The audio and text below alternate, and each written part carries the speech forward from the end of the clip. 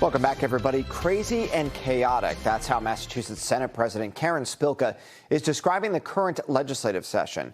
NBC10 political reporter Matt Pritchard goes one-on-one with Spilka and finds out her thoughts on the uncertainty coming out of Washington and how it's influencing the way lawmakers are going about the business of governing.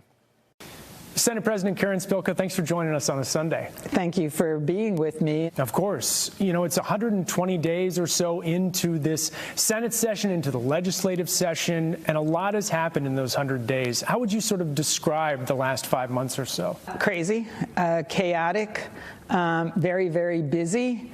We are trying to focus on what we need to get done as a state Senate and a legislature in order to do the people's business. At the same time, we all know, and we can't ignore, the chaos that's going on the federal level because the Trump administration changes not monthly, not weekly, not daily, but hourly in reversing what it pronounces. So we are formed a Senate response to that because I feel there is a sense of urgency. Now, I want to go through a few of the things that you mentioned there, starting with the Senate Committee on Steering and Policy. I was at the press conference when you announced that, and at the time, at least for those of us listening, it felt like there wasn't tangible steps or action that this group was going to take. So, I mean, what does the future of this committee look like to you? What steps do you want to see them take? We are looking at, are there other ways we can help veterans, farmers, seniors, our children with special needs, our most vulnerable? Can we do it by policy? Can we do it by budget? Is there a feeling of helplessness at the state level that there isn't actual tangible steps that can be taken here? There are some tangible. I do believe that courage is catchy.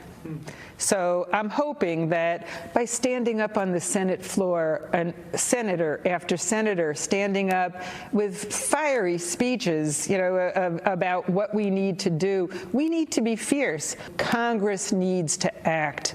Congress needs to pull back the power that they have ceded to the president.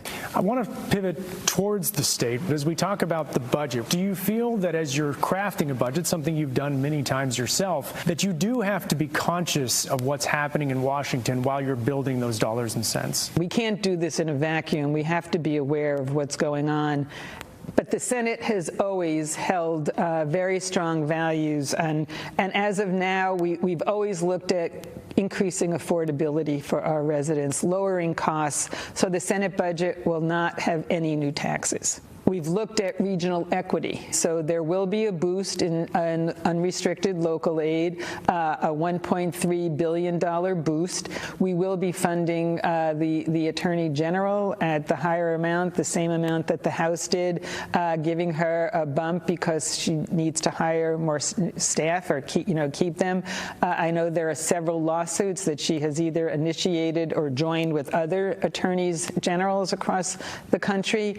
Governor Healy obviously put forward some new taxes in her budget. Why is now not the time for that? Right now, particularly with what's going on the federal level, already grocery prices are going up. The costs of everything are going up. I want to go back to last session briefly. As we sat on August 1st last year, there were a lot of things still left on the table. And at least in the media, we sort of saw August 1st as the hard deadline. That's where things had to be done. And that clearly wasn't the case. Is that August 1st deadline really not a hard deadline here at the State House anymore?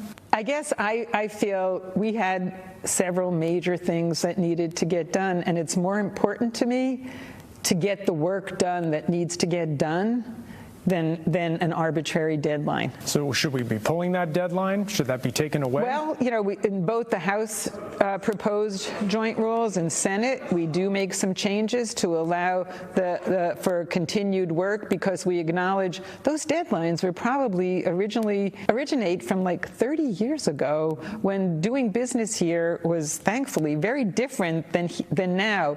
It's much more transparent and open, and again, I believe believe if we need to get our work done and we're not finished, we should work until we finish it. You brought up the word transparency there. That gives us a good pivot over to the debate over whether to audit the legislature. We know the ballot question passed. Auditor Diana DiZoglio has kept hammering home that this needs to take place. What do you make of where this debate stands?